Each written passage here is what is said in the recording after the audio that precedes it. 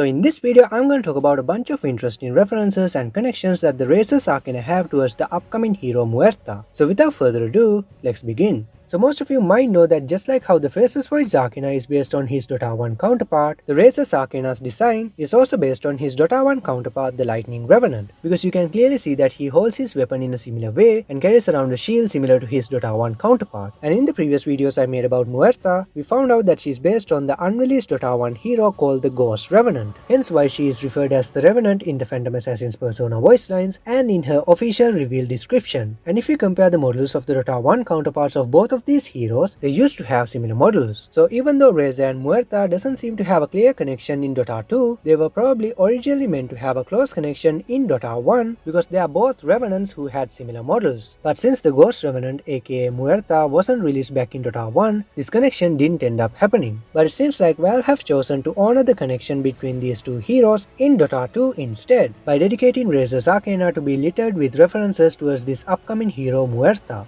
And the first connection that they have is obviously the model reference which I just talked about. However, upon close inspection, I actually found out that this model connection goes much deeper than that. Let me explain. You see, the Ghost Revenant hero that Muerta seems to be based upon used to have an ability that allowed him to turn ethereal. And I think when IceFrog first created this hero back in Dota 1, he probably must have chosen this specific Warcraft 3 model for the Ghost Revenant because it had this green glow that could be associated with the ethereal powers that he had in mind for this hero. But in actuality, this particular Warcraft 3 model belonged to a unit called the Revenant of the Depths, meaning it was a Revenant that is connected to water and the ocean, hence why his armor is all corroded and he has seaweeds all over his body. So the fact that this tornado in Razor's Arcana turns from being a wind tornado into a water tornado in its second style could very well be a reference to the fact that the original Ghost Revenant's model was that of an ocean Revenant back in Dota 1. And if you look closely, you can see that although this water tornado and the glow of this second style is a blue color, it actually have a subtle green tint, and this particular color is commonly known as sea foam green, which again seems to be a nod to the original Ghost Revenant's green glow and his model's connection to the ocean and the sea. And I think the reason why they didn't go for a more vibrant green color for this second style is probably because they didn't want to make the Razor's Arcana so much about another hero that it ends up having a color that makes it blatantly obvious that Razor is trying really hard to mimic the unreleased Ghost Revenant hero from Dota 1. But to be honest, I would have liked a green colored Razor's Arcana because it kinda looks cool in my opinion. But there's actually a good reason why this second style is mainly a blue color in the first place, because this color basically connects Razor to Visage, who is like his co-worker in the Narrow Maze. And if we expand this link even further, we get to see something really interesting. You see, the Narrow Maze is said to lead to the Phantom Veil, which is connected to the Veiled Order that is governed by the Oracle, who also uses a similar color scheme. And in the previous videos I made about Muerta, we did find out that she is connected to some of these things, simply because her Dota artifact lore states that she is a ghostly Veiled sister assassin who has a strong connection with the Phantom Veil, which indirectly links Razor to Muerta again. I mean, in Muerta's reveal trailer, she also glows in a similar color, so maybe her connection to the Phantom Veil probably also links her to the Narrow Maze itself. But anyways, with that aside, now let's talk about the close connection that the second style of the Razor's Arcana have with the Revenant's Brooch item. And this connection is actually more noticeable if you look at the minimap and the portrait icons of this second style, because its bluish green glow combined with the fact that its metallic armor has a golden tint makes it pretty obvious that this second style is meant to make the Lightning Revenant resemble the Revenant's Brooch item. And this is further supported by the fact that if you look at the custom item icons that is granted by the second style of the Razor's Arcana, they are clearly meant to visually resemble the Revenant's Brooch item as well. Plus he has this voice line towards the Revenant's Brooch item. Interesting.